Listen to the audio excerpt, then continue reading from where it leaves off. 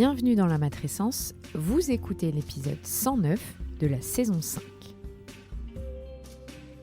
Bonjour à toutes et à tous. La matrescence, c'est la contraction des mots maternité et adolescence pour expliquer la naissance d'une mère. Et si vous voulez en savoir plus, il suffit d'écouter le premier épisode. Dans ce podcast, on parle du postpartum, du 4e trimestre, de la joie d'être parent, mais de ses difficultés aussi. Bref, on parle de la vie pour redéfinir la parentalité.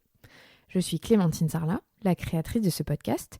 Je suis journaliste de formation dans le sport, à la télé, rien à voir, mais je suis aussi professeure diplômée de yoga pré- et post-natal et spécialisée dans le féminin. Et surtout, je suis maman de 3 petites filles. Bienvenue dans Matrescence. Je m'appelle Ella Maria Val, j'ai 4 ans. Ma petite sœur s'appelle Jasmine, elle a 1 an. Comment on dit Jasmine? Yahi. Oui. Comment on dit Ella? J'ai une autre sœur. Comment on dit Juju? Chouchou. J'adore ce podcast. Au revoir. Bye bye. La matrescence transforme la vie des mères, des pères, mais surtout des familles dans leur ensemble, alors parlons-en. Ici, pas de tabou, je vous propose une conversation intime, remplie d'émotions et d'informations. Ce podcast a vocation à vous aider, vous le savez. Maintenant, il est important de se rappeler que c'est à vous de faire le tri parmi les informations entendues. Vous êtes les acteurs de votre parentalité, vous êtes celui ou celle qui sait le mieux pour votre enfant, à vous de piocher dans ce qui vous plaît. Si vous aimez ce podcast, n'hésitez pas à vous abonner, à laisser un commentaire et le must à mettre 5 étoiles sur votre plateforme d'écoute. Vous pouvez désormais faire partie de la communauté de la matrescence sur Patreon. Mais c'est quoi ça en fait? Ça sert à quoi? Eh bien ça sert simplement à soutenir ce podcast. Vous pouvez l'aider financièrement à se développer en faisant un don chaque mois et en échange vous aurez accès à des bonus et à tout un tas de contreparties. Rendez-vous sur www.patreon.com/Clémentine Sarlat. Patreon, ça s'écrit Patreon. Et dernière information, avant de vous laisser avec l'épisode, si vous cherchez un épisode en particulier, rendez-vous sur le site du podcast www.lamatrescence.fr. Tout y est. On a toutes et tous grandi avec une certaine idée de la famille, enfermée dans des normes sociales qui voudraient que le papa et la maman, dans le couple hétérosexuel, continuent d'être amoureux et heureux jusqu'à la fin de leur vie. La réalité, vous le savez et vous vous en doutez, est plus complexe et nuancée. Aujourd'hui en France, ce sont 4 millions d'enfants qui vivent avec des parents séparés. Quand la décision de la rupture est prise, trouver la bonne équation pour la famille reste un sacré défi, même en 2022. Depuis 2008 et sa crise économique, de nouveaux modèles de famille prennent forme. Aux États-Unis, la pression immobilière était tellement forte que de plus en plus de parents avaient décidé de rester vivre sous le même toit, malgré la séparation. Les sociologues les ont appelés les LTA, Living Together Apart. En France, Renaud Charles a lancé une newsletter cette année où il parle, lui, de ses parents. 2 adultes, toujours parents, mais plus amants, qui continuent de vivre sous le même toit pour leurs enfants. Dans cet épisode, Renaud vous raconte l'organisation, la genèse de ce projet, les avantages et les inconvénients, l'acceptation parfois difficile pour les enfants et leur envie, lui et son ex-compagne, de continuer à faire famille malgré la disparition du sentiment amoureux. Je vous souhaite une très bonne écoute.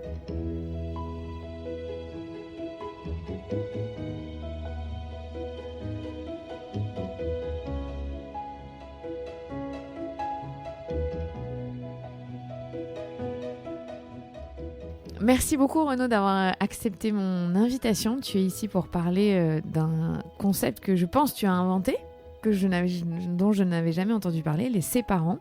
Est-ce que déjà tu peux nous expliquer ce qu'est ce concept?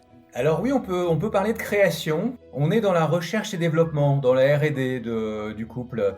Il s'est avéré que on était avec ma compagne depuis plus de 10 ans ensemble, et puis que depuis quelques mois, voire peut-être quelques années, l'amour s'était étiolé et on avait l'un comme l'autre le besoin de retrouver notre liberté. Et bon, on a beaucoup tourné autour du pot, on savait pas comment faire. Surtout, on avait quand même le besoin et l'envie tous les deux de continuer à construire cette famille, puisqu'on a 2 enfants.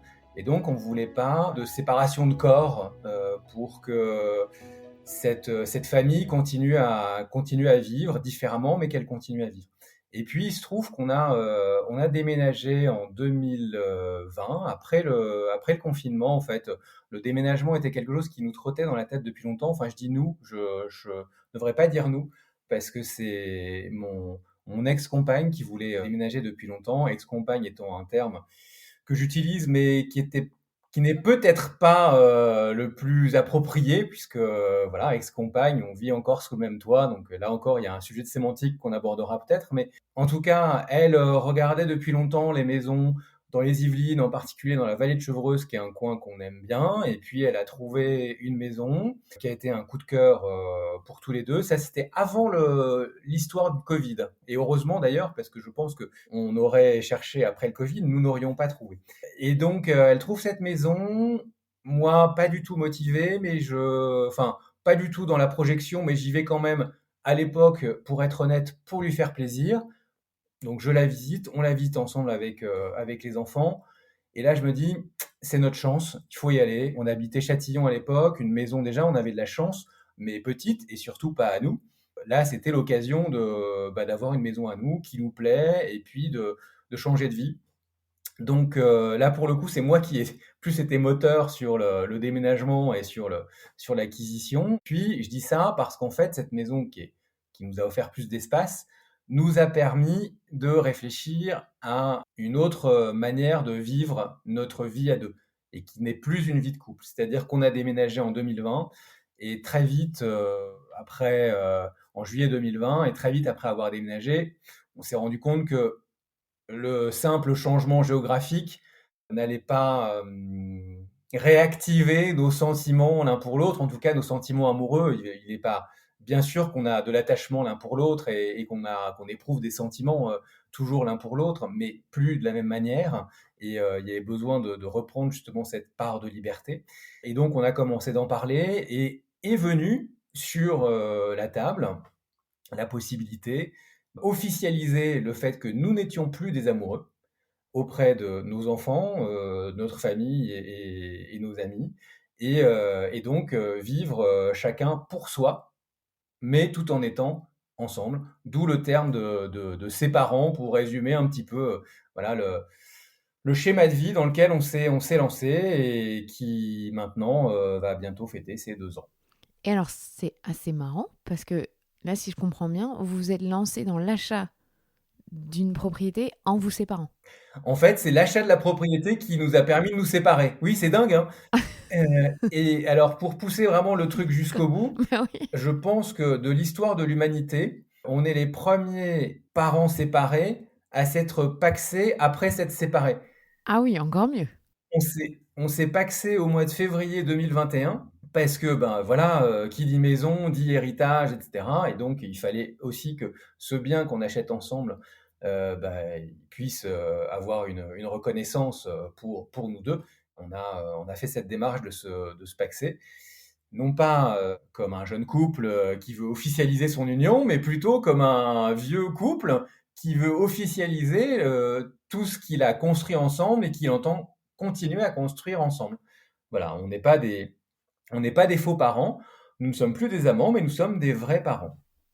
Vos enfants, ils ont quel âge à l'époque? Alors, nos enfants, ils ont en 2020, alors ils ont 7 ans et ils ont 11 ans. Donc, facile de comprendre pour eux ce concept? Non, alors c'est le sujet. C'est vraiment le sujet. Je pense que mon fils Malo, je sais pas s'il l'a compris, en tout cas lui ce qu'il a vu, c'est que, ça changeait rien pour lui parce qu'il avait encore son papa et sa maman sous le même toit, et voilà, et c'était le but. Pour ma fille, ça a été beaucoup plus compliqué, ça l'est toujours. Alors, déjà dans l'annonce, on a fait très attention. En fait, quand on a décidé de le faire, de prendre acte de cette nouvelle situation, on devait être au mois de décembre 2020, et on voulait surtout pas que cette annonce tombe pendant les fêtes de Noël. La chose qui revient chaque année, et on voulait pas que ce moment-là soit associé à quelque chose de bouleversant pour eux. Donc on a attendu pour leur annoncer. Je pense qu'on l'a fait, on l'a bien fait. Et il y a un podcast que j'ai découvert il n'y a pas longtemps de Caroline Goldman, qui est psychologue ou psychiatre, et qui parle justement de ce moment de la séparation et de la manière de le raconter et de justement que la façon de le dire est presque plus importante que ce qu'on dit en soi. Que l'émotion qu'on va partager, en fait, est fondamentale pour la réception de ce qu'on a envie de partager comme information. Et alors, c'est un podcast que j'aurais bien aimé écouter avant. Voilà, c'est-à-dire qu'on a essayé de faire en sorte que ce soit pas perçu comme quelque chose de grave. On leur a pas dit attention les enfants, on a quelque chose de très sérieux à vous annoncer. Non, on n'a pas non plus dit autour d'un plat de macaroni, mais voilà, ça a été doux. Il n'empêche que ça a été quand même, enfin ça a été dit de manière douce, mais reçu quand même de façon brutale par ma fille surtout. Et voilà, donc pour qui un monde s'effondrait et j'aurais été à sa place, j'aurais vécu sans doute les choses de la même manière. Mm. Je suis très sensible, elle l'est aussi, donc je pense qu'on voilà, on n'est pas père-fille pour rien, on a des points communs. Donc pour elle, la notion, elle est difficile de comprendre. Le couple amoureux n'est plus là, mais les parents sont là. La notion, alors, c'est ça, c'est compliqué à saisir. Là, ce qu'on a, donc, janvier 2020, on commence, on leur explique que papa et maman sont plus amoureux, que voilà, on va entamer une nouvelle vie. Pour autant, on met rien en place vraiment pour que ce soit clair dans leur tête. C'est-à-dire qu'on n'établit pas de planning ou quelque chose qui montre qu'on est vraiment séparés, qu'il va y avoir une alternance. Alors, ce qu'on a mis en place comme alternance quand même, on avait la chambre parentale, que elle et moi aimions beaucoup et que nous avions envie de continuer à profiter. Et donc, l'alternance qu'on a mise en place, c'est que toutes les 2 semaines, on change de chambre. Évidemment, on dort plus dans la même chambre, mais donc voilà, il y en a un qui va dormir dans la plus petite chambre et puis l'autre qui profite de la chambre parentale, de l'ex-chambre parentale pour lui tout seul. Donc, ce qui est aussi finalement un plaisir parce qu'on a de l'espace pour soi et c'est très agréable. C'est la seule organisation vraiment qui matérialisait le fait qu'on ne soit plus ensemble. Et on voit bien que c'est pas assez clair pour les enfants. Et donc, depuis cette année, là, depuis la rentrée, c'est tout neuf. On a mis en place justement quelque chose où vraiment les enfants ressentent que là, une semaine ça va être papa et une semaine ça va être maman. On reste sous le même toit, mais une semaine, c'est maman qui prépare les repas, qui gère l'essentiel de la vie de famille. L'autre, en fait, s'occupe du linge, parce que c'est une corvée assez chiante. Chiant, oui. Et donc, si on peut se libérer de ça, voilà. Donc, la semaine où on s'occupe de l'essentiel, l'autre s'occupe du linge, et inversement. Et la semaine où, justement, on n'a pas à s'occuper prioritairement des enfants, le parent est libre de faire ce qu'il veut le soir. Donc voilà, il peut sortir, voilà, évidemment, en tenant l'autre informé le plus en amont possible. On a un Google Agenda qu'on partage, voilà, donc des petits détails comme ça qui font que maintenant, voilà, on est au clair. Et puis un week-end sur 2, il y a un parent principal qui va passer du temps avec les enfants et l'autre qui est libre de faire ce qu'il veut, voire de partir, si possible, pour laisser l'autre totalement libre. Ce qui ne veut pas dire qu'on ne passe plus des moments ensemble. C'est-à-dire qu'il y a des repas partagés, il y a des moments quand même passés ensemble, il y a des vacances qu'on passe ensemble, parce que, en tout cas selon nous, très important de continuer à fabriquer des souvenirs communs. Et alors on pousse loin le truc parce que depuis 2 ans on part en van. C'est-à-dire qu'on s'est séparés, mais on part dans ce qui est plus dans les vacances avec la Petit. plus grande promiscuité qui soit, quoi. Excusez. On passe 10 jours, mais on se fabrique des souvenirs. Voilà, donc il y a encore cette notion de oui, on est séparés, oui, on va moins passer de moments tous ensemble, mais on continue d'en passer. Et on met en place quand même une organisation pour que ce soit un peu plus clair dans nos têtes à nous, les parents, et dans la tête des enfants.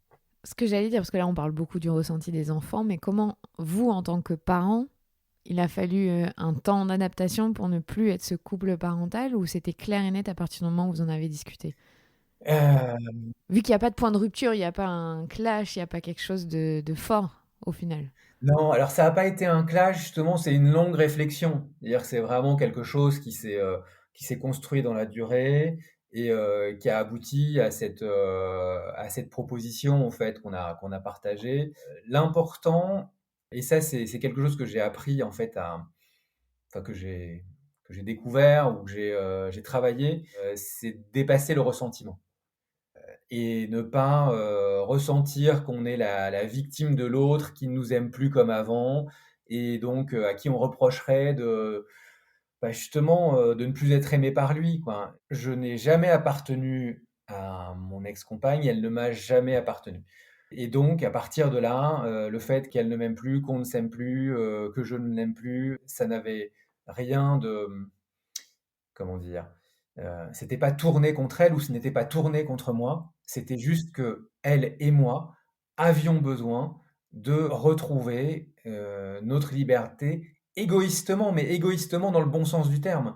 Égoïstement parce que de cela dépendait notre bien-être et donc le bien-être de notre vie de famille, parce que finalement le fait que on se sente mal l'un et l'autre, ça générait du conflit, des engueulades, et donc rien de bon pour notre famille. Et donc, il y avait besoin de regarder les choses en face et d'agir égoïstement. Mais égoïstement avec quand même l'envie de continuer à construire ensemble. Donc c'est un égoïsme altruiste. C'est une nouvelle façon de faire famille. On en parle beaucoup, donc c'est exactement ce dans quoi vous êtes. Tu parlais de sémantique tout à l'heure.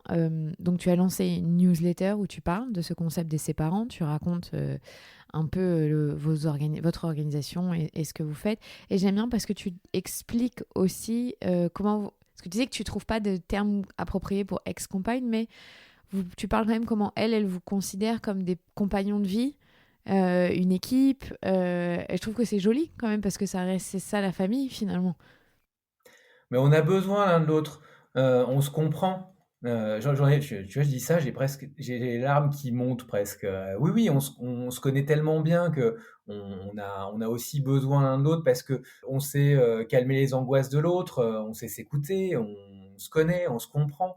Et donc, être capable de continuer à s'apporter ça, c'est important, à la fois dans notre vie personnelle, dans notre vie professionnelle, être à l'écoute de l'autre et puis l'épauler, c'est précieux. Donc oui, c'est compagnon de vie, c'est en effet un terme qui résume bien ce qu'on veut être aujourd'hui l'un pour l'autre et en tant que parent.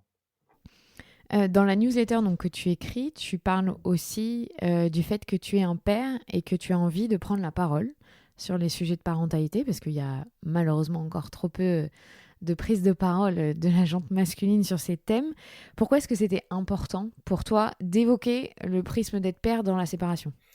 Alors, je pense de manière générale, de toute façon, qu'il est important de témoigner quand on a quelque chose à partager qui est différent et qui permet d'apporter un autre regard sur ce qu'on vit tous, c'est-à-dire la parentalité, le couple et la manière dont on le vit. Et tout ça, quand même, on est dans des normes qui nous formatent et qui nous oppressent aussi, qu'il est difficile de remettre en question. Et donc, c'est bien qu'il y ait des partages pour montrer que ben, nous, ce qu'on voulait dire, je dis nous parce que j'ai pas pris la décision tout seul d'écrire cette newsletter, évidemment. J'en ai parlé à compagnon de vie, ma compagnonne. Je sais pas quel est le féminin de compagnon d'ailleurs. Faudrait que je regarde. Euh, Ma et compagne. compagnonne, ouais, je sais pas. On dit compagne. Bah, compagne. Non, compagne de Bon, vie. ben voilà, on soulève une question. Non. Et donc, elle était d'accord pour que je prenne la parole, mais finalement, à travers moi, c'est aussi elle un petit peu qui prend la parole. Et donc, où je voulais en venir, oui, finalement, ce qui s'offre à nous, le couple, les parents, quand on arrive à un moment où on ne s'aime plus, ce qui est quand même fréquent dans les couples, les moments où on finit par ne plus s'aimer, c'est soit on continue à faire semblant pour être dans la norme, soit on se dit on s'aime plus et on se sépare et on fait chacun nos vies de notre côté, ce qui est aussi la norme. Et c'est très bien qu'elle existe d'ailleurs, cette norme-là, que le divorce soit une option, parce que parfois il faut vraiment s'éloigner et se séparer parce que ce n'est plus possible. Mais ce qu'on voulait dire, nous, c'est il y a peut-être d'autres options, il y a peut-être d'autres voies, qu'on n'est pas obligé soit de continuer à raconter une fable dans laquelle on ne se retrouve plus, soit de tout casser pour reprendre notre liberté. Non, c'est pas binaire et on peut écrire d'autres versions de la vie parentale. Et nous, c'est une version qu'on propose, mais c'est absolument pas un dogme. C'est vraiment quelque chose de nouveau, enfin de nouveau qu'on expérimente, comme je disais tout à l'heure. C'est de la R&D. Mais notre histoire, c'est important que ce côté séparation maintenant ressorte davantage pour nous et pour les parents. Donc, c'est pour ça qu'on a mis en place cette semaine, semaine 1, semaine 2, pour que voilà, on ait aussi cette organisation de parents séparés. Et donc, pourquoi prendre la parole? Pour montrer que d'autres voies sont possibles, et qu'il faut juste s'autoriser, se regarder en face et s'autoriser. Tu le dis aussi, ça peut pas être un dogme, parce qu'il y a aussi une dimension financière dans le sens où il faut de l'espace, j'imagine, pour pouvoir être ses parents. Dans un petit appartement où chacun n'a pas son espace, c'est beaucoup plus complexe. En fait, il y a un vrai sujet autour de ces questions-là. Enfin, il y a plein de sujets, en fait. C'est plein de sujets. Le sujet matériel, évidemment, c'est une des raisons qui a fait que on a choisi de rester ensemble sous le même toit, parce que la maison, on l'aime. Elle offre un cadre de vie exceptionnel pour les enfants et pour nous. On vit au bord de la forêt. Mon fils peut aller faire du vélo avec ses amis. On habiterait. Alors, j'habite à 15 kilomètres de Rambouillet. Si on vivait dans Rambouillet, dans des appartements séparés, ce serait pas du tout le même plaisir de vie pour les enfants. Et donc oui, la question du logement, elle est centrale et on devrait s'en emparer en tant que citoyen, en tant qu'architecte, voilà. Finalement, on devrait dessiner des logements qui permettent ça. Hmm. Les logements, ils ont plus évolué depuis un siècle. Les modes de vie ont changé, mais les logements, eux, ils n'ont pas changé. Et donc, on devrait interroger. Finalement, on est dans une norme sociale, mais dans une norme architecturale, d'une certaine manière. Et donc, qui nous range et qui nous classe dans des façons de vivre qui, à un moment, bah, nous oppressent. Et alors, évidemment, c'est le fameux exemple de Roman Boringer, L'amour flou. le sépartement. Bon, bah, brillante idée, hein. Voilà, mais des sépartements, il devrait y en avoir plein partout en France. Oui, non, c'est vrai que tu parles de Romane Moranger, donc c'est en référence, elle a sorti un film qui s'appelle L'amour flou, où elle explique un peu le concept de ses parents et oui, de cette famille qui reste famille, mais qui prend un visage différent. Ouais, leurs films. Alors, il y a leurs films. Et il y a leur série aussi, et je dis leur parce que donc c'est elle Mm. et son conjoint Philippe Rebaud, Elle et son compagnon. voilà, se sont lancés dans cette histoire et ils sont toujours d'ailleurs dans cette histoire. Ça fait 4 ou 5 ans maintenant. Elle a été interviewée il y a pas longtemps dans Le Monde où elle partage ça notamment. Et d'ailleurs, elle dit dans Le Monde que son conjoint à elle les a rejoints dans un appartement qui est dans l'immeuble. Donc ils vivent tous ensemble. Ouais, ça existe nulle part ailleurs. Et en fait, c'est génial. Et c'est pour ça qu'il faut dépasser le ressentiment. C'est-à-dire que c'est parce qu'il n'y a pas de ressentiment qu'on peut se permettre ça. Et qu'on n'est pas la victime de l'autre. L'autre, il a sa vie et il vit sa vie et c'est normal. Et il ne la vit pas en opposition à ce qu'on a pu partager ensemble. Non, il a juste besoin de continuer sa vie différemment. Est-ce que, en revanche, vous vous êtes fait accompagner en thérapie familiale ou en médiation familiale pour pouvoir poser tous les ressentiments, enfin justement, et repartir, faire table rase et repartir sur quelque chose de nouveau? Alors non, on l'a pas fait et je pense que ça aurait été bien qu'on le fasse. Il n'est pas dit qu'on le fasse pas, mais bon, voilà, je pense que ça aurait aidé. Après, il aurait fallu trouver quelqu'un qui accepte de nous accompagner là-dedans. Ouais, Et c'est pas évident de trouver un psy qui se dise, OK, votre truc, j'y crois, on va y aller. c'est nouveau. Je pense que le réflexe peut-être d'un professionnel, c'est de dire, non, votre truc, ça va pas le Warning. faire. Moi, j'ai étudié des centaines de couples, ça va quoi, à d'autres. Donc, Donc on va trouver des psys séparants, il va falloir qu'il y ait une formation. ouais, ouais, ouais. En tout cas, qui acceptent la possibilité d'essayer, sans conclure avant même de commencer que ça va pas aboutir. Par contre, ce qu'on a commencé de faire, parce que là, c'est quelque chose qu'on aurait dû sans doute faire plus tôt, on va emmener les enfants voir une sophrologue pour leur permettre d'exprimer ce qu'ils ont à exprimer et voilà, que ce soit pas auprès de leurs parents parce qu'on n'est pas les bons interlocuteurs pour leur permettre de tout dire. Et voilà, donc on a trouvé une sophrologue très bien et on va entamer ce travail-là. D'accord. Comment est-ce qu'ils ont réagi, votre entourage, vos entourages? Et en fait, très bien. Mais il y a eu aucune expression de scepticisme ou de critique, ou de ah, quand même, vous étiez bien ensemble, enfin ce genre de truc. Non, tout le monde a été soutenant, compréhensif, et même sans, il n'y a pas eu de questions intimes sur le pourquoi, le comment. Ça a été accepté très facilement. Parce que vous étiez au clair. Comment? Parce que vous étiez au clair avec ça.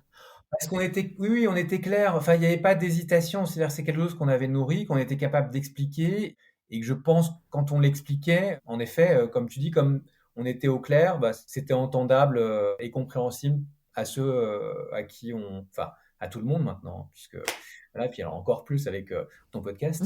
Voilà, c'est quelque chose qui est très bien passé. Après, voilà. Ça suscite peut-être du questionnement. C'est aussi pour ça que je partage cette parole, c'est que ce questionnement, il nous traverse tous. Donc, peu importe à quel stade on en est notre relation de couple, on se pose des questions. Est-ce que tu peux m'expliquer, selon toi, donc c'est vraiment de ton point de vue, ce qui est génial dans le fait d'être ses parents et ce qui est difficile? Ce qui est génial dans le fait d'être ses parents, c'est de ne pas être séparés une semaine sur deux de ses enfants, et de continuer à construire une famille. Enfin, moi, c'est quelque chose que j'ai hérité de Mmh. très fort, le noyau familial. J'ai des parents qui ne se sont, enfin, voilà, divorce n'a jamais été une question. Dans leur entourage amical, il y a eu quelques exemples, mais c'est vrai que les divorces, c'était quelque chose que je vivais assez peu. Donc moi, le modèle, c'était vraiment des parents qui restent ensemble. Et donc moi, j'avais envie, enfin, c'était inscrit en moi que j'allais vivre la même chose. Et donc, évidemment, quand on voit que c'est plus possible de poursuivre ça parce que c'est trop de mal-être, eh bien, si mon Dieu, mais c'est pas du tout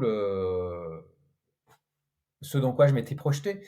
Et pour ma compagne, c'était pareil, elle avait hérité du même schéma de vie, elle avait envie de conserver cette vie de famille. Donc voilà, l'important pour nous, c'était de continuer à être auprès de nos enfants le plus possible, et de leur partager aussi, enfin, de continuer à leur partager des moments de joie en famille, et des moments de plaisir, et puis d'en finir avec l'affrontement, parce qu'il y a eu de l'affrontement avant de prendre cette décision.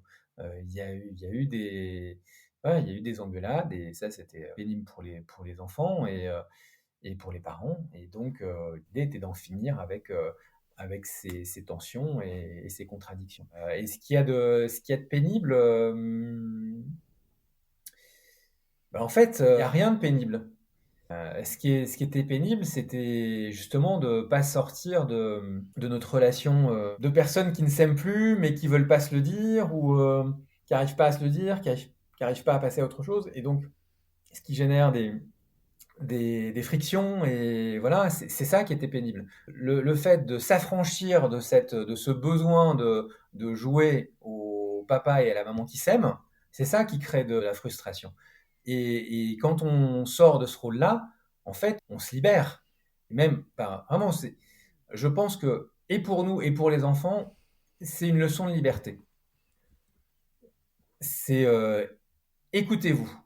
Et si vous pensez que ce que vous devez faire va à l'encontre des normes qui sont celles dans lesquelles on vit, faites-le. Et ils le comprendront peut-être plus tard, mais au moins ils auront vu un exemple, leurs parents qui ont essayé de frayer leur propre chemin. Et c'est ça l'important. Oui, tu penses que le modèle que vous offrez à vos enfants, c'est aussi quelque chose donc de novateur, qui bouscule les codes, mais qui est beaucoup plus sain? Ben, c'est honnête. Mmh. Ça a le mérite de l'honnêteté, et au moins, voilà, c'était pénible de finalement leur renvoyer cette image de deux parents qui s'affrontent parfois, et c'est pas ça qu'on a envie de vivre quand on est enfant, et puis quand on est parent non plus d'ailleurs. Donc c'était dommage qu'ils se construisent dans cette relation qui pouvait être conflictuelle par moments. Et voilà, c'est pas ça enfin, c'est pas cette image-là qu'on a envie de donner de l'amour. C'est autre chose. Et pourtant, bah, de l'amour et de l'attachement, on en a l'un pour l'autre. mais on n'a plus envie de le vivre de la même façon. Et c'est pas grave. C'est-à-dire que quand on est parent, on n'est pas obligé de cocher toutes les cases. Déjà, être parent, c'est beau, mais être amant, bah, c'est un truc en plus. Mais si on l'a pas, ça fait pas de soi de moins bons parents. C'est juste que, voilà, on ne coche pas toutes les cases. Il faut accepter de les décocher. Voilà, c'est ce qu'on a, c'est ce qu'on a fait. C'est plus ça le gros travail au final. C'est de s'affranchir, comme tu dis, des normes de ce que on a grandi dans ce couple, cette famille nucléaire et des parents qui sont tout pour l'un pour l'autre, alors que c'est vrai que c'est très compliqué d'être tout, surtout avec des enfants qui nous poussent à bout et nous fatiguent. C'est un job à plein temps, si je puis dire, Eh oui. d'avoir des enfants. Donc, c'est déjà très beau et à mener comme projet. Si je devais vraiment synthétiser notre organisation aujourd'hui, je dirais qu'on est des parents en mode projet. Des parents en mode projet parce que maintenant, Ok. voilà, on a séquencé les tâches, on a voilà, un tableau des tâches, un Google Agenda partagé pour savoir quand l'autre sort. Mais le grand projet, en fait, c'est qu'on s'entende bien et qu'on vive bien à quatre. Hmm. Le grand projet, c'est que nos enfants s'épanouissent. Le grand projet, c'est qu'ils se sentent bien. Et que, voilà, ils grandissent avec tout l'amour qu'on peut leur donner et tout le plaisir qui est celui de vivre dans une famille où on s'entend bien. Là, tu as bien synthétisé votre projet. Qu'est-ce que tu dirais qu'il faut comme ingrédient pour que ça marche d'être ses parents? Pour des gens qui, tu vois, qui peuvent considérer le concept et que ça titille. Ne pas se détester. De base. C'est la première des choses. Parce que inévitablement, parfois, on se déteste tellement il faut prendre ses distances. Et donc, voilà, se séparer corps et bien. Mais ce qui ne veut pas dire qu'il ne faut pas se séparer quand on est ses parents. Il faut aussi trouver des moments où on n'est pas avec l'autre. Parce que voilà, les tensions, elles peuvent revenir aussi, elles sont toujours là. Donc, il faut aussi se ménager des temps à soi pour justement ne pas prolonger la vie d'avant. C'est pour ça que on a mis en place ce principe du week-end où on n'est pas là, pour que l'autre il soit avec les enfants, tout seul et qu'il fasse ce qu'il veut. Et voilà, qu'il y ait vraiment des moments. Hier, pour la première fois, j'ai été invité par des amis sans ma compagne, alors que c'est des amis qu'on voyait toujours ensemble. Et qui d'ailleurs sont des amis à elle, à l'origine. Et voilà, et donc pour la première fois, je suis allé chez eux sans elle. C'est c'est des petites choses comme ça, mais C'est des étapes. voilà, ça veut bien dire qu'on n'est plus une entité, on n'est plus une Mhm. unité.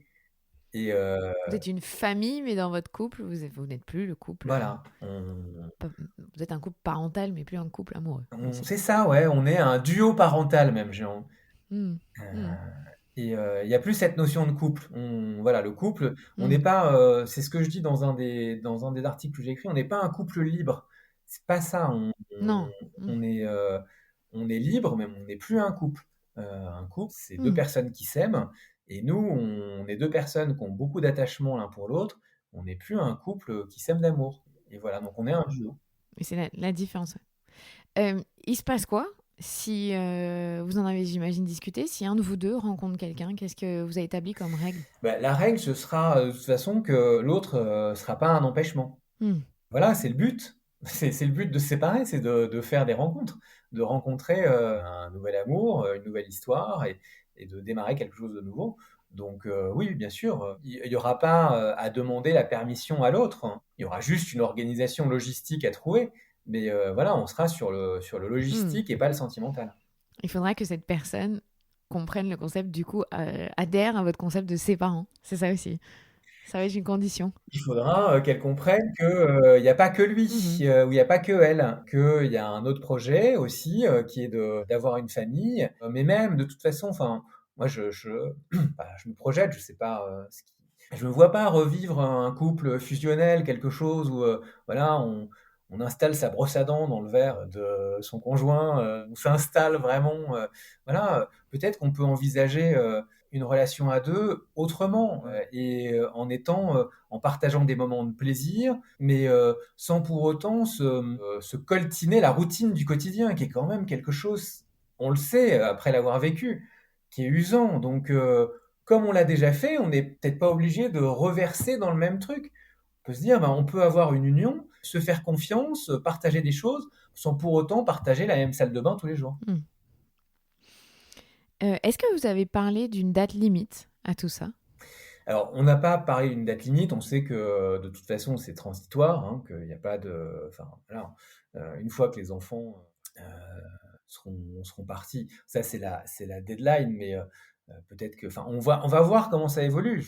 On a cette envie-là de continuer à élever nos enfants dans ce contexte-là et dans ce cadre-là, mais on sait très bien qu'entre les mois, un jour, on est amené à, pour le coup, vraiment physiquement, ne plus être ensemble. Est-ce que ça, c'est une question que vos enfants, ils ont posée qui peut être insécurisante pour eux ou ils n'ont pas vraiment la notion de ça? C'est une question qu'ils doivent se poser, c'est une peur qu'ils doivent Mm. avoir, oui, bien sûr. Ouais. Après, ils nous en parlent pas forcément. C'est pour ça que Mm. c'est bien, je pense, d'aller voir quelqu'un à qui ils vont en parler. Oui, c'est comment les rassurer et puis leur apprendre aussi que la vie, c'est le mouvement. Que, euh, Rien n'est figé. que, que les choses figées, ça n'existe pas. Et qu'il faut apprendre à vivre avec le mouvement. Et ça, on en a peur en fait. On a peur des changements. On est dans une culture où on a peur du changement, on a peur des mouvements. Et voilà. Et enfin, finalement, alors, j'ai cette image, hein, mais la vie, c'est être sur un tapis roulant. C'est-à-dire qu'on peut rester immobile sur le tapis roulant, mais le tapis roulant, lui, il avance. Donc, soit on avance avec lui, soit on se laisse porter par lui. De toute façon, ça bouge. Il y a une dernière question que je voulais te poser dans votre organisation, c'est l'aspect financier. Alors en plus, vous avez acheté une maison, donc il y a un crédit, j'imagine, en jeu. Est-ce que vous avez tout séparé? Est-ce que vous avez organisé de manière classique comme quand on se sépare? Qu'est-ce que vous avez mis en place? Non, on a gardé le compte commun. On a défini une somme voilà, qu'on verse chaque mois tous les deux, qui tient compte de nos revenus et qui est une contribution commune. C'est nos impôts en fait. C'est les impôts de la famille qui sont là pour le bien commun. Puis après, chacun garde voilà, son argent à lui pour faire les choses à lui. Mais bah, on a un crédit commun de toute façon, mais on a aussi un compte commun pour bah, tout ce qui relève du fonctionnement de la famille. Ok. Donc en vrai, oui, jusqu'ici, il n'y a pas eu trop de changements drastiques. Parce que je pense aux couples qui se séparent où il faut tout compter. Enfin, c'est quand même matériellement parlant, c'est lourd. Vous êtes simplifié la tâche en achetant un truc en commun, au final. Et donc, vous n'avez plus qu'à gérer l'aspect émotionnel et organisationnel de la vie commune. Est-ce que là, avec un tout petit peu de recul sur ce mois de septembre, le fait d'avoir fait semaine A, semaine B, en gros, ça marche bien? Oui, ça permet de clarifier quand même les choses Mm. et de savoir que, bah, et pour les enfants, voilà, d'instituer un rythme Mhm. et vraiment de poser les choses et vraiment de retrouver cette liberté dont on a besoin. Mm. On sait qu'une semaine sur deux, ben, on a un peu moins de charge mentale à gérer. Voilà, et donc ça, c'est important. C'est vrai que ça vous offre un espace de liberté que quand on est parent à 100%, ou en tout cas dans un couple à 100%, on s'offre un peu moins. On a un peu plus de mal à se dégager du temps. Ben, on passe son temps à suppléer l'autre Mm. et inversement, c'est-à-dire que on s'accorde pas de temps mort. Et alors que là, le fait de l'institutionnaliser, finalement, voilà, on permet à l'autre de retrouver du temps pour lui. Mais je pense que Ça devrait être par tout le temps. ça, c'est applicable à tous les couples. Ouais, c'est sûr. C'est Euh, vrai. Et c'est primordial même. Mais c'est vrai que vos enfants sont plus grands, donc vous êtes sortis aussi de la petite enfance qui est un peu, pas oppressante, mais qui demande une attention de tous les instants. Donc c'est plus difficile de laisser un parent avec des tout petits et que l'autre soit tranquille. C'est vrai que c'est une autre étape de vie dans la vie de parent. Ben, merci beaucoup Renaud. Si tu as un truc à ajouter, n'hésite pas. Évidemment, on peut retrouver ta newsletter des séparants. Je mettrai le lien dans l'épisode pour que si vous avez voilà, si ça vous titille et si vous avez envie de discuter de ça à la maison, vous puissiez vous abonner. Tu vas faire t'as d'autres thèmes à aborder, j'imagine, dans ces newsletters. Oui, en fait, l'idée de la newsletter, c'est pas juste de raconter notre expérience, c'est de la partager de temps en temps, mais c'est d'interroger ce que c'est que les relations hommes-femmes. D'aller chercher, justement plein de témoignages et de donner des clés pour mieux communiquer, pour mieux se comprendre. Là, la première interview que j'ai faite, pour les séparants, c'était une interview sur la communication non violente. Parce que, on en a besoin dans notre couple, mais en fait, on en a besoin tout le temps. Et je trouvais intéressant, justement, dans cette période de séparation, euh, d'apprendre à communiquer différemment parce que on est tout de suite dans la confrontation, alors que la confrontation, ça fait pas avancer les choses. Et voilà, par moment, il faut se confronter. Je dis pas que il faut pas être en colère ou voilà, mais en fait, on peut aussi apprendre à communiquer sans toujours avoir besoin de convaincre et juste partager ses émotions. Et donc, voilà le type de témoignage que j'ai envie de partager. Là, je cherche à, si elle écoute ton podcast, j'en serais heureux, mais je cherche à interviewer Cynthia Fleury, qui a écrit ce bouquin, Si J la mère. La mère, le goût amer. Enfin, ouais. Alors, et Ouais. pour l'amertume et pour le ressentiment. Oui, non, mais c'est juste pour dire comment ça s'écrit. Voilà. Et donc, j'aimerais beaucoup l'interviewer pour qu'elle nous parle du ressentiment et sur le fait de ne pas se sentir victime. Parce qu'en fait, on peut vite s'enfermer dans ce statut de victime et se sentir dépossédé. C'est vrai. Ok. Voilà. Mais parfait. Merci beaucoup, Renaud. Et vous pouvez donc le retrouver dans sa newsletter. Et puis, longue vie aux séparants. Je suis curieuse de voir ce que ça amène dans vos organisations futures et comment vous allez gérer ça, puisque comme tu dis, c'est un nouveau modèle, donc c'est intéressant de voir sur le long terme ce qui s'y passe, même si c'est, comme tu dis, une période transitoire. Merci d'avoir accepté mon invitation. À plus. Merci, on fera le point. Exactement, avec plaisir. Salut Renaud. Au revoir. C'était Renaud Charles, journaliste et créateur de la newsletter Les Séparants. Je suis Clémentine Sarlat, votre hôte. Si vous cherchez un épisode, n'hésitez pas à aller faire un tour sur le site www.lamatrescence.fr. Et si vous avez aimé cet épisode, partagez-le autour de vous sur les réseaux sociaux ou mettez 5 étoiles sur l'application sur laquelle vous écoutez l'épisode. À la semaine prochaine, prenez soin de vous.